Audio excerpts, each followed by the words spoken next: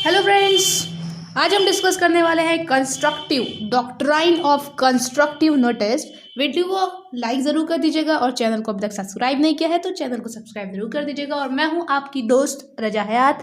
आइए स्टार्ट करते हैं डॉक्ट्राइन ऑफ कंस्ट्रक्टिव नोटिस।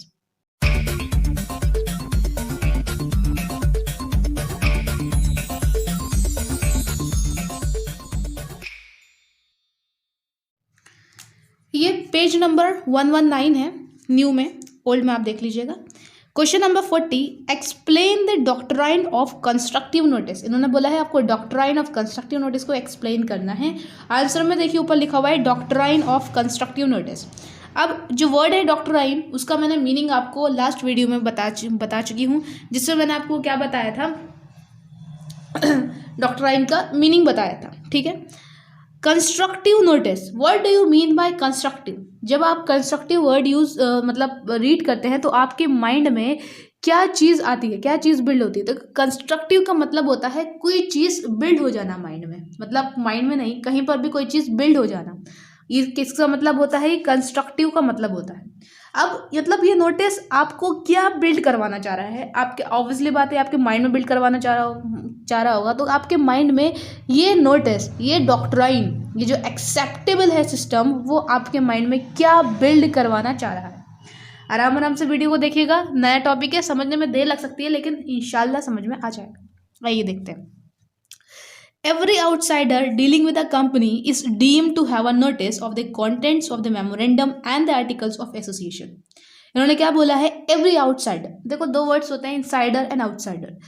ठीक है, कंपनी की बात करते हैं तो जो मेंबर्स कंपनी के इंटरनल मेंबर्स हैं, जो कंपनी के अंदर रहकर काम करते हैं, वो इनसाइडर्स हो गए। उसके अलावा जो होते हैं कंपनी के बाहर, वो होते हैं आउटसाइडर्स।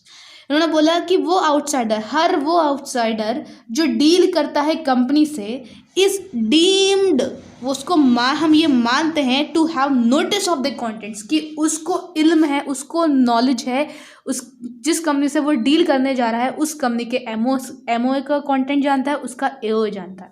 मतलब कहने का तात्पर्य इनका ये है कि वो सामने वाली कंपनी से जिससे वो डील करने जा रहा है उसके सारे के सारे डॉक्यूमेंट्स वो रीड करके जा रहा है।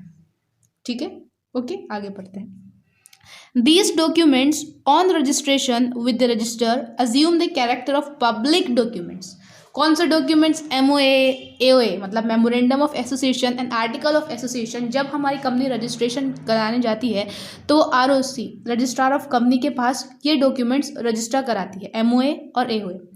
तो ये जो डॉक्यूमेंट्स होते हैं, इन डॉक्यूमेंट्स को कहते हैं पब्लिक डॉक्यूमेंट। जैसे कि नाम बता रहा है कि पब्लिक मतलब कोई भी इन डॉक्यूमेंट्स को रीड कर सकता है। अगर आपको भी किसी कंपनी के पब्लिक डॉक्यूमेंट रीड करना चाहते हैं तो आप भी कर सकते हैं।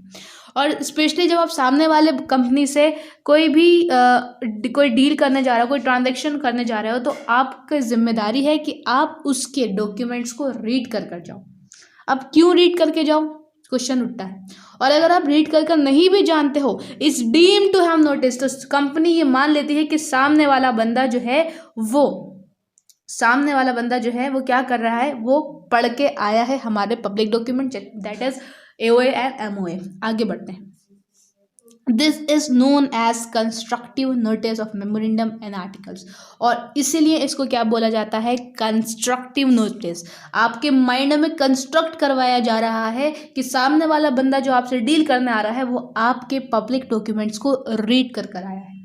समझ में आ रही है बात जी। आगे बढ़ते हैं। Office of register is a public office. मतलब अगर आपको किसी कंपनी को रजिस्ट्रेशन कराना है, फॉर एग्जांपल मेरी कंपनी, एक अज्यूम कर लेते हैं, लेट्स अज्यूम हयात कंपनी। अब जब हयात कंपनी लिमिटेड है तो मैं कंपनी जो है मैं रजिस्टर करवाऊंगी। ठीक है, अपना एमओए एओए रेडी करूंगी और रजिस्टर करा दूंगी रजिस्ट्रार ऑफ कंपनीज में जाके। ठीक है, वहाँ पे जाके सबमिट कर दूंगी। तो इन्होंने ये बोला है कि जिस ऑफिस में आप रजिस्टर करने जाते हो वो ऑफिस भी पब्लिक ऑफिस होता है। पब्लिक ऑफिस है जब भी तो उसके डॉक्यूमेंट आप रीड कर सकते हो। आइए आगे बढ़ते हैं। The memorandum and the articles are open and accessible to all. उन्होंने बोला है कि भाई सबके लिए खुले हैं, सब जाके उन्हें रीड कर सकते हैं। कहने का तात्पर्य ये है, it is the duty of every person dealing with a company to inspect these documents and see that it is within the scope of the company to enter into the proposed contract. इन्होंने क्या बोला है कि ये हर बंदे की duty है जो कि कंपनी से डील करने जा रहा है कि वो उसकी पब्लिक डॉक्यूमेंट्स रीड कर जाए, ताकि उसको ये पता चले कि जो जिस कंपनी से हम डील करने जा रहे हैं उसके पास कितनी पावर्स हैं, वो कितनी पावर्स के दायरे में रहकर, ठीक है, स्कोप में रहकर वो काम कर सकता है। जैसे कि मैंने कोई कॉन्ट्रैक्ट किया है तो भैया वो उस कॉन्ट्रैक्ट उसकी पावर्स में है, वो कर सकता है या नहीं कर सकता है, आपको ये बात मालूम होना चाहिए। मैं आपको एक बहुत सिंपल एग्जांपल देती हूँ कि अगर आपको अकाउंट्स पढ़ना है, ठीक है, आप किसी फिजिक्स वाले टीचर के पास जाओगे पढ़ने? क्या नहीं जाओगे। क्यों? क्योंकि आपको पता है कि उसके पास पावर्स अकाउंट्स की है, फिजिक्स की नहीं है। समझ में आ रही है ना? तो वो आपको अकाउंट्स नहीं पढ़ा सकता। ये बात समझ में आ रही नहीं आ रही? तो सिमिलरली जब आप सामने वाली तो आप क्या करते हो, आपको कैसे पता चला वो कि फिजिक्स का टीचर है?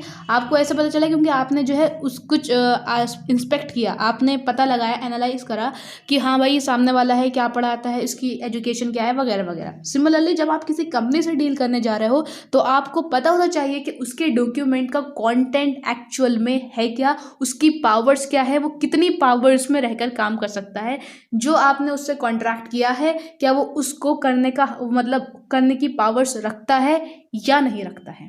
समझ में आ रही है बात? ठीक है, आगे रीड कर लेते हैं। Likewise, special resolution when registered with the registrar and particular so charges registered with the registrar becomes public document so that an outsider is on notice of their content in the same way as he is optical and simply क्या कह रहे हैं कि वही कह रहे हैं कि भाई कुछ चार्जेस लगते हैं जब आप रजिस्ट्रेशन कराने जाते हो, उसकी वजह से चार्जेस वार्जेस देने के बाद आपके जो डॉक्यूमेंट्स होते हैं MOA वो पब्लिक डॉक्यूमेंट्स बन जाते हैं और सामने वाला आराम से उनको इंस्पेक्ट कर सकता है। ठीक है, आगे बढ़ते हैं। Presumption that outsider has read memorandum and articles. Presumption देखो, एक होता है assumption, एक होता है presumption। आप पहले से सोचे बैठे हो, ठीक है ना, पहले से ही सोचे बैठे हो कि जो आउटसाइडर जो आपकी कंपनी के साथ डील करने आया है वो रीड कर आया है आपका MOA NOA। वही अगेन वही बात बोली, वर्ड्स चेंज कर दिए। Every joint stock company has its memorandum and articles of association open to all who are minded to have any dealings whatsoever with the company, and those who so deal with them must be affected with notice of all that is contained in these two documents। मुझे नहीं लगता मुझे इसका meaning समझाना पड़ेगा, ये काफ़ी easy अल्फाज हैं और आप समझ सकते हो, है ना। तो आप मुझे बताइएगा कमेंट सेक्शन में कि आपको डॉक्ट्राइन ऑफ कंस्ट्रक्टिव नोटिस समझ में आया या नहीं आया। और मैं बता दूं ये पार्ट 3 है। पार्ट 1 में आपको क्या पढ़ा चुकी हूँ, मैं आपको पार्ट 1 में पढ़ा चुकी हूँ ये लॉन्ग आंसर 1 की कंपनी एक्चुअल में होती क्या है। दूसरे में मैंने पार्ट 2 में डॉक्ट्राइन ऑफ अल्ट्रा वायरस पढ़ाया था, और पार्ट 3 में मैंने आपको डॉक्ट्राइन ऑफ कंस्ट्रक्टिव नोटिस पढ़ाया। ठीक है, आप मुझे फॉलो कर सकते हैं इंस्टाग्राम पर, आपको ऊपर दिख रहा होगा इंस्टाग्राम ID मेरी, ठीक है, _Raja_Hayat_, आप जाइए, मुझे फॉलो कीजिए, और अगर कोई परेशानी हो तो आप कमेंट सेक्शन में मुझे ज़रूर बता सकते हैं। तो नेक्स्ट वीडियो तक के लिए अल्लाह हाफिज़, जय हिंद, जय भारत।